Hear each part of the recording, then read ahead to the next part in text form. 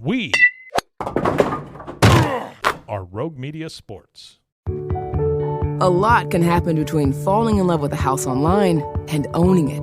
Between imagining living there and breathing in your new home for the first time. Having an advocate who can help you navigate the complex world of financing, inspections, negotiating, analyzing the market, and talking through any anxieties that may pop up, that can make all the difference. That's what the expertise of a Realtor can do for you. Realtors are members of the National Association of Realtors and bound by a code of ethics, because that's who we are. You haven't heard about the McCrispy yet? Well, then, you probably haven't heard the sweet silence after the first crispy bite either. Go try it for yourself to hear the best nut sound you've ever heard. Oh, so good to be back with you. It is Matt Mosley alongside Ed Werder. We are Frito Nation Productions right here in the studio after a bit of a hiatus. I'm just waking up from this hiatus. Love a good hiatus, hibernation, if you will. We after the Cowboys with a wonderful 6-0 victory over the Super Bowl champion Eagles. We didn't know it at the time, but Super Bowl Eagles and their head coach, Doug Peterson, one of our original guests. I would say he was probably in the first, month or so, maybe the first 5 episodes of the Doomsday Podcast. Thank you for everybody who has been asking Ed Werder on Twitter. Ed's a little bit more active than I am on Twitter. Or in every other regard. At Ed Werder RFA. A little more active than you in everything. At Matt Mosley is how you can follow me, and we are proud to be back. We know some of you guys were reaching out. When are you guys coming back? Hey, now's a good time to come back, and of course we got the draft coming up right here from Dallas. We'll be in the middle of it. Ed, I haven't even told you this, and Ed is freshly back to us from Orlando, Florida, where he's been at the owners' meetings. I'm working on my expense report right now. I'm a little worried about that. Stephen Jones interview coming up, and an exclusive. Other folks kind of gathered around and talked to Stephen. Ed shows up, and Stephen says, yeah, we'll go one-on-one with you, Ed. And so we appreciate that about Ed, and we will have that for you. And, Ed, I wanted to say, we have been offered, I don't know if you want to do this with me or not, we've been offered the use of a suite to do our show at the Cowboys' first night of the draft. It has been offered to us, and I just by wanted whom? One of the let's just call him, I don't know if he wants to be mentioned, let's call him a Doomsday benefactor. Just a man who admires the Doomsday. Let's call him Mark, okay? And that is his name. That's his first name, and I think he'd be good with me stopping right there. But we could do the draft right there. And, that's a very generous offer. Ed, since you left, I don't even know. I took a radio gig, and I'll tell you more about that. In fact, I want you to cut a little something with me after we're done here. So, yeah. And that's I'll right. invoice you for that, too. Certainly want you guys to do that for free. Ed, but you're back from Orlando. Yeah. Quickest, and we'll get to that interview here in a minute. Quickly, what was your biggest takeaway? Was it all the rules changes that came down? Was it any of the interviews that you did? I've been to these things. They're usually at these posh hotels. I'm sure this was no exception. What was the atmosphere like, and what was your biggest takeaway from having spent a couple of days, spent at least the weekend, and just flown in from the owners' meetings? It was at a Ritz-Carlton and a JW Marriott in Orlando. It was not as eventful as an owners' meeting Rick Goslin and I covered in Orlando 25 years ago when it began the Jimmy Jerry breakup of all breakups. Wasn't that eventful, but it was great to get to talk to. We had a coach's breakfast, and I sat down with Jason Garrett and Doug Peterson, the Super Bowl winning coach you mentioned, walked by, flashed his Super Bowl ring, and said, "Oh, I notice who you're starting with." So that sounded a bit ominous. Because I think Doug is still far more likely to appear on the Doomsday Podcast than Jason Garrett is likely ever to agree to any of our requests should we make one. Do you think Jason would know how to download, let's not make it about us, just any podcast? Do you think Jason Garrett has ever downloaded a podcast? I don't know, but he's a pretty smart guy, having that Ivy League education, and I'm sure if he wants to hear something, he has people who can make that happen for him. Okay. And I would also say that my going to the owners' meeting was kind of an impulsive decision. I just felt Like, I wanted to be around these people. I wanted access. I wanted to gather some new information to bring to people on this podcast about the Cowboys and about the rest of the league. And there's no better place to accomplish it than that. And so I'm thankful that the NFL credentialed me. It was a little awkward going there because I was uninvited and I'm paying my own expenses. And I kind of felt like Johnny Manziel at somebody else's pro day. It's been happening a lot. Yeah, so that was kind of weird, but cooperation was incredible. I hope you put the Doomsday Podcast on your credentials. I mean, there's no need for you to go in there feeling like you're not a part of something, Ed. I mean, you need to represent when we send you out into the world. I don't know where the NFL stands exactly on credentialing for podcasts, so I went under the disguise of Westwood One, which I've worked for, and they've asked me to cover the draft, and that's in the works. So we'll see if we can get some cooperation on that. But submit some expenses to Westwood One on this trip. Let's see what they get out of it. If the Doomsday Podcast gets more out of it, then I'll expense you. Anyway, so you asked me my biggest takeaway. We're going to get into this. We're going to listen to this Stephen Jones interview. And remember, he's on the competition committee, so he was involved in voting and creating these new rule changes that were, in some cases, approved by NFL owners, including the Dez catch, no catch question.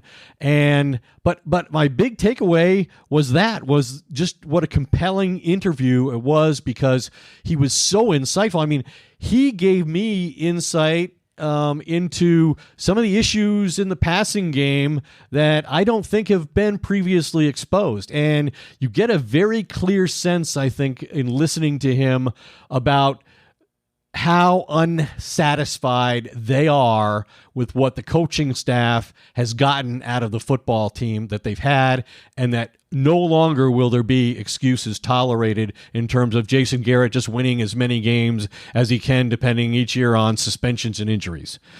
So I think people have a lot to look forward to. Yeah, I think that is the truth, and I think that's why, without further ado, Frito, if you will hit the music, sir.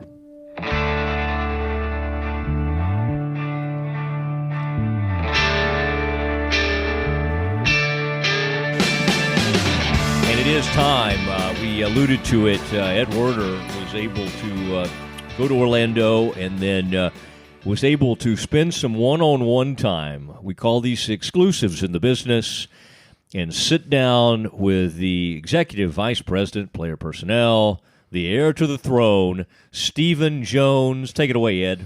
Well, this is Stephen Jones' second exclusive interview with the Doomsday Podcast, and he made some news the last time we interviewed him with some revelations about Ezekiel Elliott and his playing weight and so forth, and his conditioning as he began his suspension. And on this particular day, he and I sat outside a beautiful sunny day. We shared a wooden bench, and he offered many opinions and a lot of insight, not only into Cowboys issues, as I mentioned, but also some of the new NFL rules created by the competition committee, of which he's a member.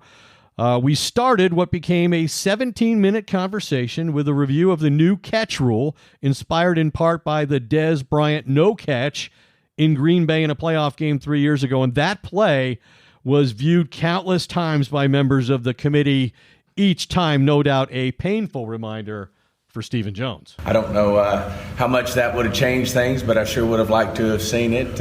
But, to me, the bigger thing is I think we've done the right move here for our fans. And, I think people know a catch when they see it.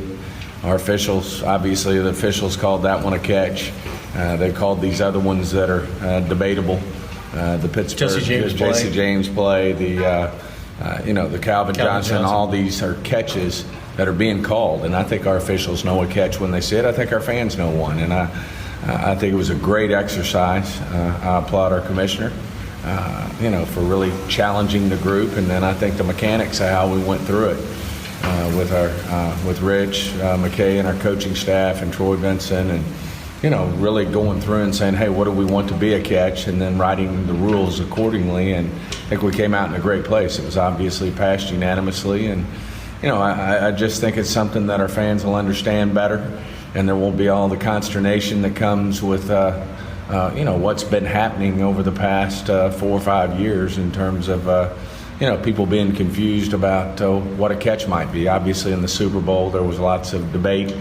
I think we came down in great places on both of those catches. It seemed like they were using the rules that were soon to be enacted. Yes, and I think people felt good about those. So anyway, at the end of the day, it's a long-winded way of saying I think we're in a great place with that particular play, and I think everybody's pleased with it. The other big change, I think, is that now the officials in New York can determine whether a player should be ejected or not for egregious conduct that maybe the game officials don't see. Well, a lot of times in the heat of the action, sometimes the officials miss something. I mean, they don't see it. They're turned around. Something that seems obvious to our fans at home. How in the world is that guy staying in a game? We had a couple of plays last year where that was the case, and we felt really compelled to fix it. That certainly our fans don't want to see, dead ball plays where, they're just plays we don't want in our game. The Rob Gronkowski, Gronkowski, the Mike Evans play. I mean, that's just not what we want in our game. I think both players, all the players ultimately, weren't pleased with the way they acted, and I think those are plays that we do need to catch. Those dead ball plays where sometimes the official may have just not seen everything, and I think we can get this right too. I think it can be done in a good way where there's not going to be any controversy. You've got a star on your lapel. You're wearing a sharp-looking blue jacket. So let's talk about the team that represents those colors so often on Sundays and Mondays. What do you think the Cowboys have accomplished to this point with the free agent signings that you've made on the offensive line and at wide receiver? I do think our goal usually is in free agency is to fill our needs so that we can really draft in a way that we've been able to have success, which is draft the best player available. And obviously we had some needs we felt like, losing Wilbur and Hitchens, that we at least needed to get a linebacker on campus, if you will. We needed to certainly help our receiver spot. As I kind of leaked out the other day, Terrence has had a little setback in his offseason, his foot, but feel good. He's obviously a guy who doesn't miss, and he feels good. We feel good that he'll be back for the season, but at the same time, he certainly had that part of it, and we felt like we needed a couple of receivers to really bring some competition to that position. And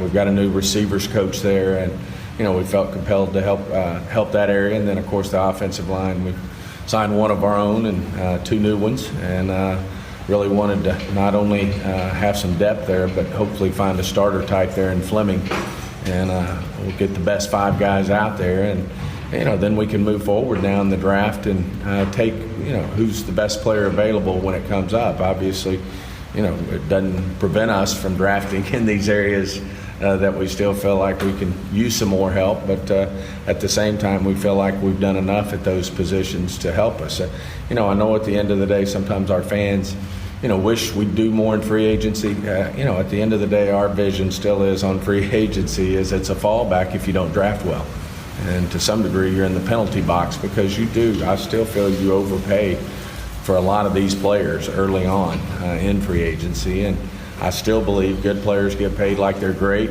average ones get paid like they're good, and so on and so forth. But I think we found value in this free agency. I think we found good players that can really help us this year. I know, Will, myself, Jerry, Jason, we weren't pleased with the free agent, how we performed in free agency last year. We were certainly trying to be efficient, but, I don't think we ended up finding the players that ultimately helped us. I think hopefully this year we'll change that, and we'll have some players here that can step in and make a difference for us next season to go along with these 10 draft picks we're going to have going into the draft this year. You got some flexibility among the offensive line when you sign. Is one of your goals to try to move Lael Collins from right tackle back to left guard? That hadn't been determined. Flexibility. You said best five you want. Flexibility is a wonderful thing, and Lael gives us that. He's shown he can play guard at a high level. He's shown he can play tackle at a high level. Fleming's played guard and tackle. But we're going to see what everybody does the best. It gives us the best opportunity to have success with the 5 best guys out there. And I know, Jason and, his offensive staff will determine that. And we'll go through these, the off-season, the mini camps, the OTAs, explore that, and, drill down, hopefully be in a position maybe going into camp to have everybody settled in and see how it works. But we do feel good that we've made ourselves better in the offensive line. And what about wide receiver? Obviously, there's going to be a lot more competition at those positions, assuming Terrence Williams is healthy again. What does Allen Hurns' addition mean to the future of Dez Bryant? Yeah, I don't think it has any effect. Certainly, Dez Bryant still, we have to sit down with Dez. That time will come, to address it's appropriate, his and we'll address whatever, we need to address with Dez. But at this time, I think Hurns certainly really brings a great, in our mind, a competitive player that plays the game the right way. He does whatever's asked of him. He does it at a high level, and we really think we've improved there. At the same time, Thompson brings us a speed element that we felt like we were missing in terms of taking the top off and, keeping people honest in the back end. Not only helps our shorter routes, but it also helps your run game when people are worried somebody's going to run by you. So, I think it's going to make for a competitive situation when we look at the 6 guys who made our team, and then you throw Hurns and Thompson in there. It's a good situation, and we may not be done yet. I mean, I think competition on the roster, Jason's a huge believer in it. You want competition. You don't want everybody feeling like, hey, I've got this thing, I've got this team made. And I think that makes you better. And I think, free agency's allowed us to do that. And as I said, we've got 10 really good, 10 draft picks coming up. And, we've really done a good job as of late making draft picks. And I think we'll do another good job with it. I know Will and the scouts are prepared and ready to get Jerry and myself and the coaching staff all up to speed, and feel like we've got a chance to have a great draft. When you say you may not be done yet, I assume you mean at the wide receiver position.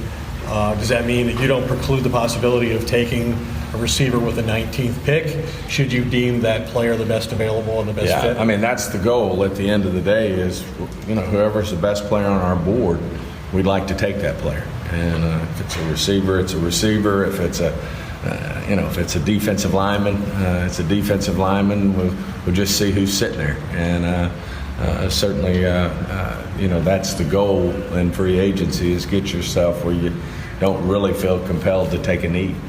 Jason was saying this morning that there's a real emphasis on improving the passing game this year, that it wasn't what this team has had in the past 10 years. Mm-hmm. In what ways do you think Dak plays a part in that as he goes into year 3 as a starting quarterback? Well, I think he's the key. At the end of the day, he's a big part of it. And it all starts with him. He's the trigger guy. And, I think we can do some things to help him more. I think Dak's a guy that's a little different than Tony, probably more like Troy in terms of the passing game. He wants, precise routes. He wants to throw the ball, on time to areas. And whereas Tony would improvise a little more, not that Dak can't improvise, but, I think Dak is a little more disciplined in terms of wanting the receivers to be good route runners and be where they're supposed to be, those type of things. And now, at the same time, does he need to work on being able to improvise a little more? Of course, and he's good at that, obviously. He's amazing with his feet. He's a mobile quarterback, and he can make plays on the run, but I think we also can help him in terms of, what Sanjay's going to do with our receivers and really holding our receivers accountable to, running precise routes and, making the plays they need to make. Do you think it gets lost on people who, first of all, in Dallas have high regard for what Tony was as a passer and a quarterback for the Cowboys for more than a decade, and they look at Dak and they don't see the same type of player, they don't see the same efficiency, and they remember how he finished the season, which was without Tyron Smith and without Ezekiel Elliott for a good portion of the second half of the season. and they forget that he's really been pretty good for a year and a half and not good when he was playing those 6 or 8 games without those 2 players. Well, I think, and probably we're probably being hard on Dak, even on those last 6 or 8 games. I think Dak's going to be an amazing quarterback in this league. And, everybody gets it done different. Roger Staubach got it done differently than Troy. Troy got it done differently than Romo. And obviously Dak's going to get it done differently probably than all the above. And but I do think he's a unique player for us. I think he's got unique skills. I think he's a unique leader. I think he's got the it factor. I think he's an incredible athlete at the quarterback position, and I think he's a really good passer of the football, and I think we'll only get better as time goes. We've got to remember this is his second year, or going into his third year. He's had 2 good years behind him. And, if you look at what he's done in his first 2 years, it stacks up with just about any young quarterback coming in the league. And so I just think, it's all in front of Dak. Although he's had a great 2 years, I think he's only going to get better. I see him out there every day. He's more driven than ever. He's working harder. He's in great shape. He's certainly, being the leader he needs to be with working with our players. And certainly as we get closer to more of the organized things as we move toward May and June, where we can have the organized practices, the OTAs, and the mini camps. I know he's going to be prepared, and I just think we've got a really good football team. You are what you are. We did miss the playoffs last year. We were 9-7, not good enough for I think the team that we have, and I think we'll improve not only with the free agency moves that we've made, but the draft, and then of course I think we'll have our team intact. I think Zeke will be focused. We won't have those type of things hanging over our head, and we're ready to go play football and and improve on last year and get to where we think we should be, which is competing for a world championship. I was going to say, assuming Zeke proves trustworthy after the experience he just had of missing 6 games suspended, how much peace of mind and confidence do you have going into this season compared to last year, when last year you kind of knew at some point you might lose the guy who arguably your whole offense is built around?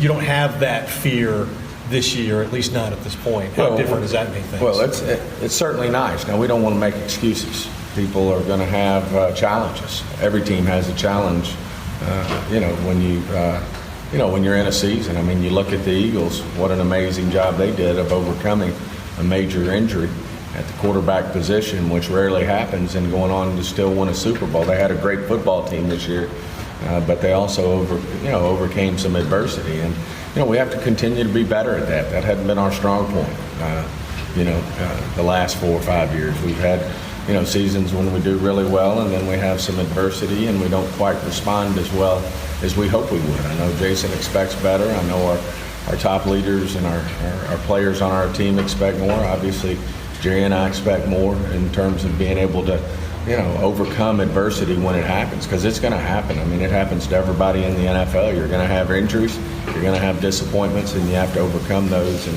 hopefully you put a team that's, you structure a team in a way with the depth that you can overcome that. So to you, playing as many games you did without Sean Lee, as many games you did without Tyron Smith, as many games you did without Ezekiel Elliott is not an excuse for finishing 9-7 and missing playoffs. It's not an excuse. I mean, that just happens in our league, and people have it.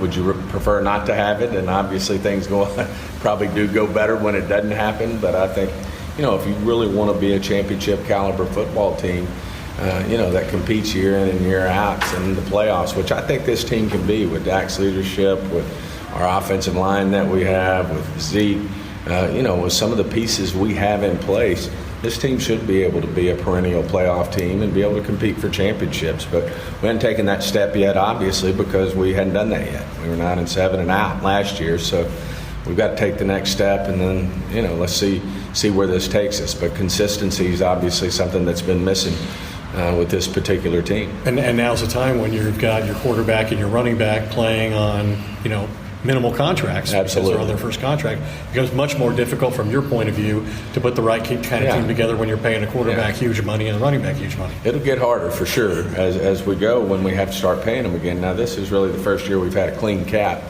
at the quarterback position. We were still paying on the books, Tony. last year. $9 million. And so it wasn't like we were just free of charge. No, it wasn't the 20 and 25 a lot of teams are saddled with. You got to quit paying these sportscasters on your cap. Certainly we will be too soon with Dak. I just have a great feeling that he's going to have an amazing year, and it's going to be his turn to step up and get paid, and that'll be great. Stephen, thanks for the insights. Appreciate your time as always. Thank you. Appreciate it, Ed. Thanks, bud. And there it was, boys, nearly 20 minutes of solid audio there from Ed Werder at Orlando. Ed, did you, when you got Stephen off to the side like that, did anybody bother you, or were you kind of in a secretive little enclave where you were able to stay out of eyesight? Because I did notice, I don't know if you see that video, Deadspin and everybody had it, with Ian Rappaport was trying to do a live report. He was doing a live report, and a gentleman walked behind him and started making some signals, and it was a very interesting. You've had that happen to you in the past. I remember after a particularly interesting episode between you and the Cowboys in a report you had years ago, a man Terrell out of Owens Valley and being a Ranch. toxic factor in the locker room. Correct. Right? A man decided to show up and start trying to holler and shout during he your shouted stand-ups. terrible things at me, calling me a yellow journalist and Correct. urging me to reveal my sources, one of which I disagreed with and the other which I didn't take his advice on. Now, what were his false allegations?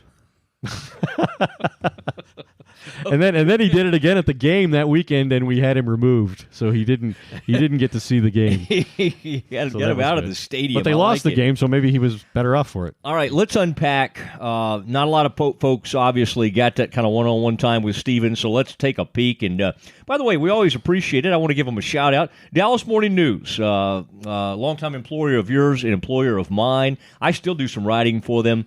Going to play up this podcast like they tend to do, and we always appreciate that. They get the word out there for us, and we like to have that outlet. One of the things that came up was, I thought it was really interesting. It was sort of subtle, but Stephen, in answering one of your questions, brought up on his own. You didn't bring up, it wasn't one of you asked a lot of make any comparisons. No. Yeah.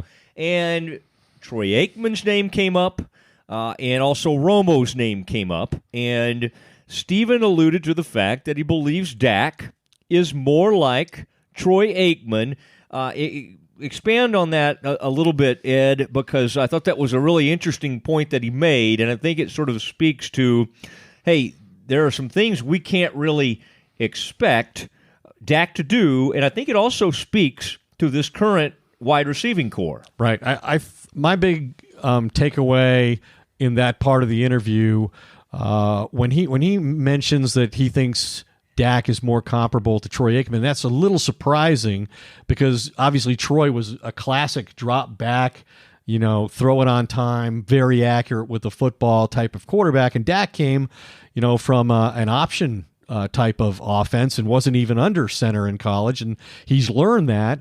But what he's saying is Dak Prescott wants to be a drop-back passer, and that's the kind of quarterback they see him being.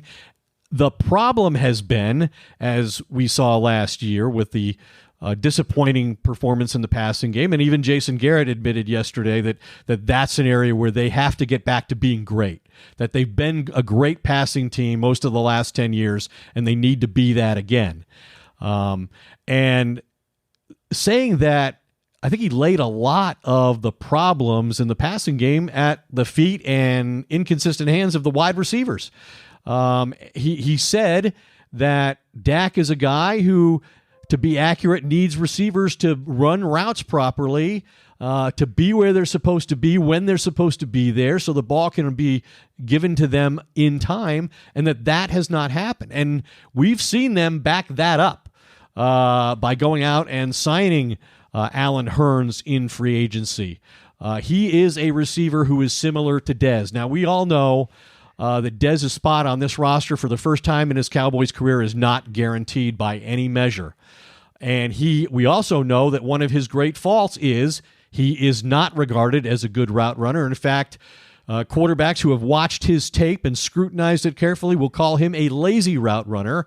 And now we see for the first time Dez Bryant in an offseason is spending time with a coach for the specific purpose of becoming a better route runner. And so now we know what exactly it is the Cowboys see as a potential fatal flaw in the pairing of Dak Prescott and Dez Bryant. Yeah, and I think it's interesting that you had this conversation with Steven at a time when Steven there's been some good cop, bad cop going on with the Jones boys, and I'm talking, of course, about Jerry and Steven.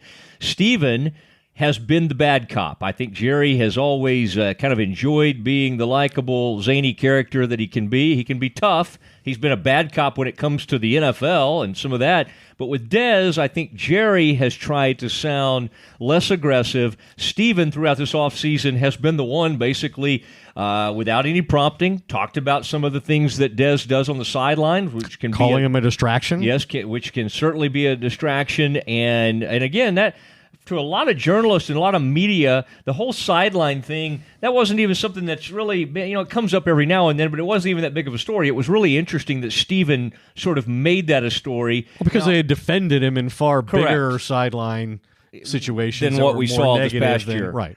I thought it was interesting. I think Steven, during this owners' meetings, tamped it down a little bit. I thought with you in this interview, he was quick to say, as Jerry also backed up in his conversation with the reporters, that, listen, the Hearns and the Thompson signings have very little, if anything, to do. I think one of the words they had used over the past few days was it was irrelevant in comparison to what's going to happen or in relation to Dez's signing or his release. I think what Steven has done, Ed, is lay the groundwork or help lay the groundwork for this conversation that Jerry has now come out and said will take place. Probably, he said it'd be good for his schedule. We'll see about Dez's schedule next Thursday or Friday.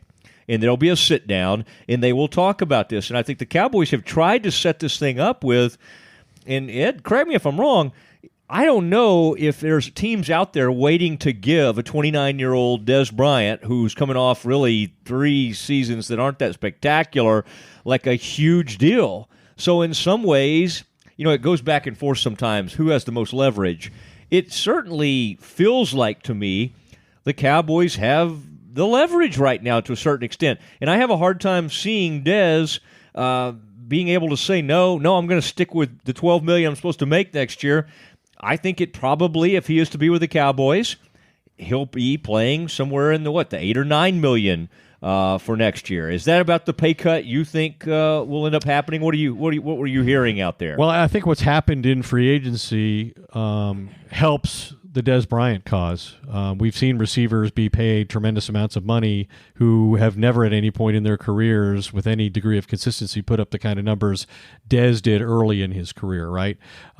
Sammy Watkins is getting $14 million a year from the Chiefs, and the Cowboys had interest in Sammy Certainly. Watkins. And if much they had younger signed him, option, we should say. we believe that Dez Bryant would have been cut on the spot had they been able. That's what it looks like. But even the signing of Allen Hurns creates leverage for the Cowboys because now they have somebody who's a viable replacement. I mean, in Jacksonville, he was the ex-receiver. That's the position that Dez occupies. And so I think what happens now is the Cowboys are going to have what they hope is an amicable discussion with Dez about reducing his contract. And this is one the Cowboys would not be having unless they're prepared to move on should he refuse to cooperate. I mean, you don't go in and say, hey, we want to cut your pay. How about you play for X? You have to go in and say, you're either playing for X based on what you've done or you're not here. And then Dez has to go into that meeting knowing how much less, if any, is he willing to take and what's his market value with somebody else. Now, the thing that may be a little bit intriguing for him in this, as I said, the Watkins deal sort of justifies his position for the $16 million he's owed this year, $16.5 million, I think. Watkins getting $14 million. But now we see discussions about Odell Beckham Jr. wanting $20 million, discontent with the Giants about his behavior, his general antics, his lack of professionalism, that they don't want to tolerate anymore, and this outrageous contract demand. But maybe he gets traded before this meeting, and that would create new parameters for the value of Des Bryant. But I think the Cowboys in no way have the conversation without being prepared, if they don't get what they want, to move on. Yeah, I think you're right. And just to, I don't often provide context, but just in terms of clarity, Ed, I believe he's set, you correct me if I'm wrong, I think Des is set to count $16 million against the cap this year, would actually make somewhere a little over $12 million in salary for people that are trying to track this and wonder what it would do. Now, the Cowboys are the kings of restructuring things. I believe they just did that with Jason Witten. Ed, did you get any sense of if they're restructuring his contract, didn't that mean that Jason Witten's unlikely to land the broadcasting gig and will continue to play with the Dallas Cowboys? Did you? I would think that would be the case, and I do find it interesting that. And I hope, I mean, Jason may be great. I don't know. I love Jason. He's been good to us. We're both friends with the guy. Aren't you sensing right now that Romo, though, was so great, or at least the perception is that he was a runaway success because of all his enthusiasm and everything that happened, that there's almost now a run on Cowboys? Well, there always has been. Let's get – I know, but I'm just saying this is good timing. If Witten wanted this would be – perfect timing to go do this. If he were like Romo from the standpoint of, he's had a lot of injuries. Geez, I just can't stay healthy anymore. Broadcasting is what I always wanted to do after my career was over. And geez, now I've got this really unique opportunity like Romo did to go be the number one analyst for CBS. Jason Witten, apparently now that Peyton Manning has turned down $10 million a year to do 11 games, is apparently among those next in line, or at least, they want to try him out. And I think he could be very good at this. But I just don't, sense that Jason is ready to give up the game yet. I think he's singularly focused on playing to the point that he hasn't even thought about what's after football for him. And I'm not sure. I disagree with that, because I think that Tennessee, that whole thing, the rumors that could they have approached Jason Witten, and now the broadcasting. I think when you get to that age and you've had the injuries he has, and you read everything out there on what this can do to you down the road, how could you not ponder during the off season when you're at Watercolor, when you're down there by Seaside, where he and Romo like to vacation, and also what are they doing there? Your buddy football. Sean They're Payton. playing football with Sean Payton down there. Oh, that's what they were doing. I saw one video time they did. They went on the beach. They don't play my football point, all the time. and I think you're right, and I'm going to agree with you on the point you made, which is when it is over for him. I mean, assuming it ever is. They can't get him off the field for a single play right now, much less the entire season. But I think when it's over for him, I'm not sure he ever thought broadcasting was for sure the direction he wanted to go, that he was more inclined to go be a coach or, be involved in the game in that way. So I'm not sure this would give him... It's not as alluring to him as it would be to somebody who always wanted to go be a broadcaster at the highest possible level immediately. So it'll surprise me if Witten leaves football this year. I think he's going to play this season. That's a good thought on the coaching. His grandfather was a coach, and so came from a coaching family, and that might be in his blood. Now, Ed, I want to continue to get inside your brain after you've come back from Orlando, and it can be a scary place inside that brain, but it also lots of information that you have up there. We'll get to some of these rule changes and some of the ongoing rule changes as they can't seem to figure out some of this. What did you take from the breakfast where you sit down, and I've been to these things. You get to 7 a.m. The coach is sitting there, and now Belichick sometimes would show up to these owners' meetings. Sometimes he wouldn't. I would assume he was there. It was Belichick making his way around doing his thing. Yes. They have an AFC breakfast, and then they'll have a NFC breakfast. Now they used to this, but what happened is the meetings keep getting shorter and shorter. And the coach's breakfast for one conference would be on Tuesday and the other would be on Wednesday, and it's gotten now to the point that just combined on everybody. Tuesday afternoons most of the business has generally been done, and the owners want to get everybody in their traveling party together and get on their private planes and go home, and the coaches have this obligation on Wednesday morning. And so even last year, Jason Garrett was among those who went ahead and did his improv a 4:00 p.m. start time for his access to honor that, and then he left the day early. And so this year, what they did is they had all 32 guys available the same day. So we actually wind up getting half as much access to the head coaches, which that also does not bother them. I bet not. Now, your time with Garrett, first of all, just as it pertains to Des Bryant, since that's an ongoing discussion. And by the way, Ed, while you were there, news broke that Terrence Williams, Cowboys' number 2 wide receiver, had an undisclosed injury. Apparently, you know who disclosed it? Stephen, by accident. He wasn't aware that it hadn't been out there yet. Oh, gosh. Okay. And, he accidentally leaked that on himself. Well, a month ago, he had surgery for a broken foot, and will hopefully be ready by training camp. But that's also, as they continue to bring wide receivers, you got to kind of put that into the equation. Did you get the sense from talking to Jason, like, is he sticking up for Dez? You know how Dez sometimes is going to be looking to see, okay, who's on my behalf? Who's weighing in on my behalf? Alan Hearns was smart enough to sign him. He immediately said, Dez is 88. Dez is going to be here. Alan Hearns knows what he's doing. That was very positive PR. I also love what Alan Hearns did with his number 17, because of the 17 deaths and victims at the Parkland High School in Florida. But on Dez, where do you think Jason is coming in? So everybody's posturing, right? We already mentioned the roles that Jerry and Steven have taken, one good cop, one bad cop. Well, Jason's in a different position. Jason's not going to let the money part of it be an issue for him publicly, and he's got to be prepared to deal with the player. He's got to take the approach that I'm going to have Dez on my football team in all likelihood this year, and my speech is going to publicly represent that. And so all he talked about was how much Dez loves football, how much Dez wants to be great, and Dez wants his team to be great. And I think Jason probably believes that, and I'm sure he wants Dez Bryant on his football team. I'm sure he wants a better player than he had last year named Dez Bryant. But I would think Jason would want him on the football team, and isn't going to let the money part of it be part of the equation as it relates to him. So everything he said was very positive about Dez.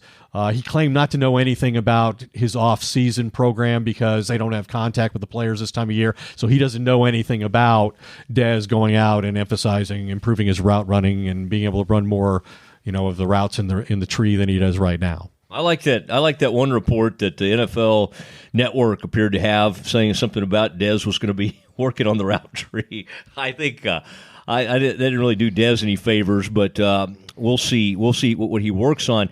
Ed, not mentioned when you talked about where Jason stands, there's some speculation out there, and we've had Scott Linehan on this show. There's some speculation that perhaps Linehan is one of the guys maybe that has seen Dez as a distraction at times, maybe thinks he's distracted Dak. And then I'm also very interested, there's somebody I'm going to bring to the show, Ed, and I know that might be a shock to you and Frito, but Sanjay Lau, the new this guy played for the Huskies back in the day, the national champion Huskies in like 1992, I believe. Sanjay Lau, new Cowboys wide receivers coach. Ed, as you kind of checked around with Steven and others, did you get a sense for like what's going on with the staff right now? They lost a linebackers coach, Eberflus, who you really liked a lot. He got a D coordinator job, and they just kind of switched with the Bengals to get Paul Alexander as their offensive line coach. Did this coaching staff upgrade, or did it just sort of, were there a bunch of lateral moves? What's going on with this coaching staff? Well, I thought the most interesting move of all was obviously Jason Garrett's quarterback coach has always been Wade Wilson while he's been here, and Wade Wilson was allowed to leave or advised to leave or fired, whichever it may be, and replaced by Kellen Moore, the backup quarterback we all know has a very close relationship to Scott Linehan, and would seemingly be more loyal to him than he would be to the head coach. But Jason didn't express, nor would I expect him to, any alarm over the coaching changes that took place. But I think he recognizes and we heard Stephen basically say it today in the interview that we just played. I think Jason recognizes Stephen and Jerry have basically eliminated all of the excuses. They cited the Eagles overcoming the loss of their starting quarterback to win the Super Bowl, and I think they've made it very clear that as much as they've supported Jason Garrett, he goes into this season having exhausted his benefit of the doubt collateral with the Jones family. And I think some of the coaching changes reflect that as well, that Jason has been put on notice. At the same time, he's been allowed to keep both of his coordinators, and he remains the head coach despite a very disappointing season. And I think you hear from Stephen Jones right now saying there'll be no more of this. We should be a consistent winner with the talent that we have, and we are going to either be that with Jason Garrett or we're going to be it with somebody else. You heard him say it to you, Ed, when you asked him about that 9-7 season, and they had some adversity. And I thought that was a very interesting point that Stephen made was, hey, we don't particularly seem to be that good at that. That's not a strength of ours. Right. A strong point, I believe, is exactly what he said. And, over the years, we've talked about the Jones boys being pretty rosy with a lot of their comments and all. I thought that was kind of, it was a little bit ominous and kind of right on the nose. Right, dose of reality. A little bit of a dose of reality. Now, Ed, as we... our listeners on the Doomsday, and we appreciate all of you guys. We're very excited to be back with you. Does it make any of our listeners or any Cowboys fans anywhere, and I think all Cowboys fans listen to this podcast, iTunes, all the different ways you can get it, Stitcher. Do you think this Dez catch just kind of rubs salt in the wound, the fact that we can officially now, with what the league did with the new catch rule, say that that's absolutely a catch? And the fact that, I don't know if we're giving this thing a name, but it'll certainly be the Dez Bryant rule if we were going to give it a name. Do you think the Cowboys fans are pretty bittersweet about this one?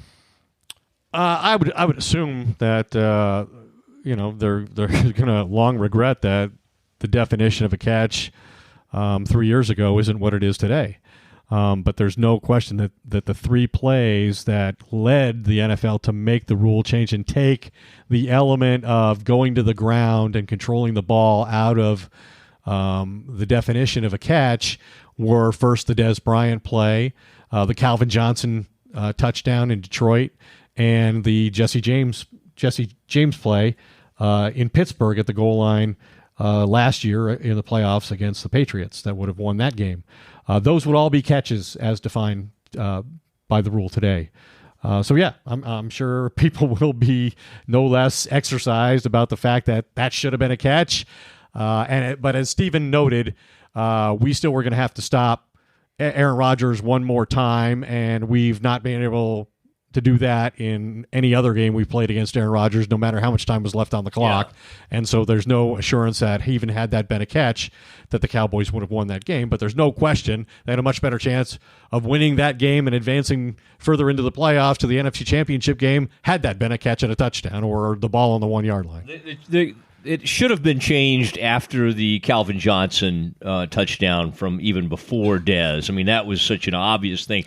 But at least the rule now is, much like another definition, if it looks like something, then it likely is a catch, And I think that's finally now, as fans of the game and as we cover the game, when you see something that absolutely looks like a catch, it probably is a catch. And I just think that's an easier way to move forward. Ed, some controversy as we tape this on, what is today, Wednesday?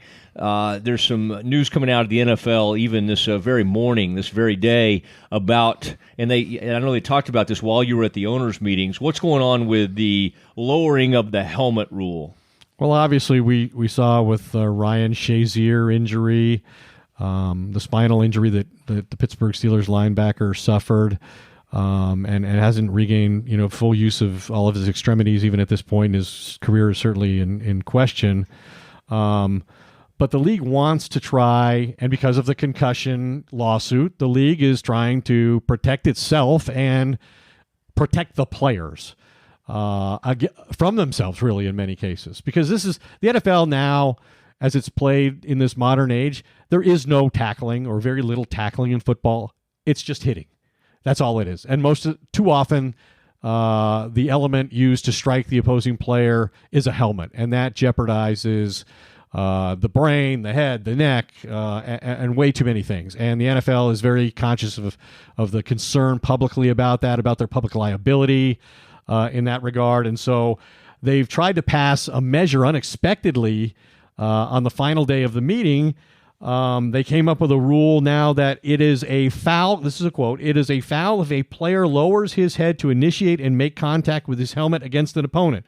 The player may be disqualified. The player could be ejected for this, not just a 15-yard penalty. Applies to any player anywhere on the field. Could be away from the play. Could be a running back lowering his head to get extra yardage. The player may be disqualified. Well, there's been outrage about it because if applied as that's worded, if it's enforced that way, which nobody could imagine football could even be played if that's enforced the way it's written, then like an NFL defensive starter told me today, a star player said, it could be called on every single tackle, even the best form tackle. You lower your head and it goes first so that you get your shoulder in position to make contact. You cannot shoulder tackle without lowering your head. Yes, they never enforce rules like this against the offense, and it will mostly affect defensive players. So your only choice is to let them score. That's what it's coming down to. Let them score or get kicked out. And so now the reaction of the NFL, of course, has been Commissioner Roger Goodell at the end of the meetings today cautioned everybody not to overreact, that this is some legislation that is still in the works. It's not been finalized, so they're still working on the appropriate wording. I think it's going to have to change pretty dramatically for it not to significantly affect football. I mean, Rich McKay, you mentioned, he's the head of the competition committee. He said, well, this rule would have applied to only about 4 or 5 plays in a game. There would have only been that many players ejected for this violation. Well, like you're hearing from this NFL defensive star, that's not entirely true if the officials enforce it as it's worded. Fascinating in those comments from the player. Very interesting to hear. Ed, I do have a concern if a rules committee, and again, I know they have the best of intentions most of the time to try to make things easier for the fans and to keep players healthy and try to, I mean, for years, I don't think that was enough of a priority, but they're trying to perhaps now. Why are these guys, like Rich McKay, who you just mentioned, that's the competition committee, as long as I can remember, he and your best buddy Polian have been a part of that thing, but why has he been granted, like, if they continually have all these issues with rules, like, why don't they ever, like, change who's on that committee? Well, and I know people rotate in and out, but that McKay guy has been given, like, a lifetime membership. He's the chairman of the competition committee. I mean, and he's a former general manager of the Bucs and the Falcons. That. And throw him out. What's funny about what you're saying is he got suspended for violating the rules himself in Atlanta, right, for the crowd noise. So it's a little hypocrisy involved, I guess. I think so. I think Rich is just that highly regarded. They do change out the committee members, and Steven's been on there for I don't know, probably 5 or 6 years now. Sean Payton's on there, so there's a couple of coaches on there, and I think it's well intentioned. I mean, like you said, they're trying to create rules that will make the game better and safer. But in this one particular rule lowering the helmet thing we're talking about now, I think if they weren't really finished with it and didn't have it in its final form, then probably should have made sure it didn't become public. I think so. But far be it for this commissioner to ever have anything happen. You're going to blame Roger Goodell for this? Yeah. He's not on the committee. I don't care. I mean, he oversees everything, and he's the one who he's the public face. Yeah. No, now we got a Michael Bennett. Let's get that investigation I saw him going. in handcuffs. Can't wait till the NFL's able to botch that investigation. Hey, you know what? Unlike, speaking of those two, Michael Bennett and Roger Goodell, unlike the incident that happened in Las Vegas, alleged incident, he was not backed by the NFL immediately, publicly, like he was in that situation. Yeah, that happened. I did have to. I was a little amused. I did think that the Houston PD.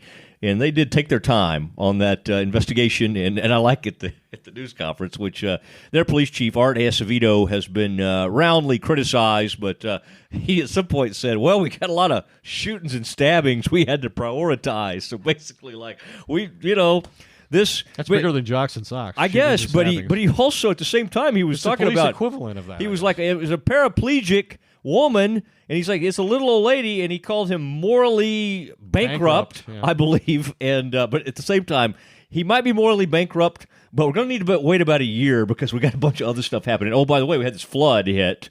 That was pretty rough on the city, too. And apparently there's no video, despite all of the cameras and, all of the scanning in and out. Every time you go on the field or off the field, you have to scan in and out with your credential. We need to be more like the Brits in that instance. Do you ever watch British TV? Do you watch anything off BBC? Like they have that, and Frito, weigh in if you know what I'm talking about. They have something called like CCTV, and it's just there's nothing that can escape video. Like there's nothing on the streets. Like in this modern day, like Jack the Ripper, they would have been able to catch him. I mean, because there's just I don't think they had video capability at that point, but there's CCTV everywhere, and I just don't think America we have enough video. Is Al Riveron watching? Dean Tell Blandino, people Mike who Pereira. Al Riveron is the new Dean Blandino, and which means in about 2 years he'll be on your TV or whatever network he'll graduate into. But Al Riveron so far not doing much for me. Can I just say that? I want to give him a chance, but Al Riveron, I don't know. I hope none of this compromises my opportunity to get an NFL credential for the owners' meetings next year. You've got no chance now that you've been a part of this. Ed, any last point you want to make? It's so good. I mean, I feel like we picked up right where we left off. It's not even like we had a hiatus. And here's the deal. We're willing to come back just pretty much every week, especially kind of through the draft and react to Which the draft. is going to be here. If, as you mentioned, we have an invitation to be in a suite. yes, if we have enough listeners, that's the deal I'm making. If What's enough? The threshold, I don't know. I don't like getting into numbers that much, but I would say 10,000 downloads on our first trip back here. If that happens, and if you tell a friend about this out there, I'll be right back in the same spot next Wednesday. What about me? With Ed, hopefully. I don't know where. Ed, you travel I'm around. going to go check out the suite. There's no telling where you will be by then. I want to thank everybody, though. It's been exciting and it's fun to be back. And, Ed, thank you for going to Orlando and digging up that great stuff. Thank you to the Morning News for always looking out for us and getting the word out there. Shireen Williams, an old buddy of ours. Boy, she's not that old. I like what she does. She puts all her stuff on Pro Football Talk. That's all of it? always, I would say all of it. I think that's Ed, let's give her exaggeration. She certainly is a backer, and we appreciate love that. Shireen. Ed, anything else you want to add? Jeez, you already asked me that, and I added stuff I didn't plan to say before. Now what am I supposed to say? I'm just really out now. Don't really recall you adding much. No, good stuff, Ed. Perfect. Thank you to Frito Nation Productions for Ed Werder. I'm Matt Mosley. Good night, everybody. We'll see you 10,000 people next week.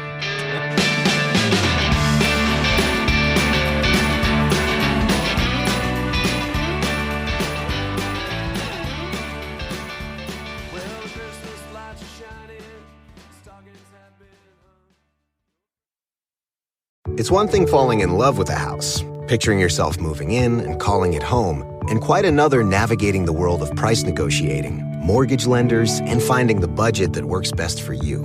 An agent who's a Realtor can make understanding that world easier.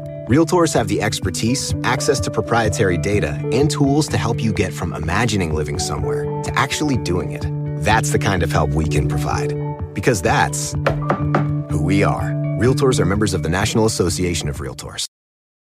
Hey, it's Mark Goodman. And I'm Alan Light. On today's podcast, Record Store Day founder Carrie Colleton is joining us to discuss the April 20th RSD special releases. Plus, we'll talk live with our audience, the Sound Up Pod Squad, and find out who still listens to vinyl. And some updates from the Beatles universe. Oh, good. Sound Up with Mark Goodman and Alan Light, the only music podcast that matters. Get it on Pandora, Spotify, Apple Podcasts, or wherever you get your podcasts.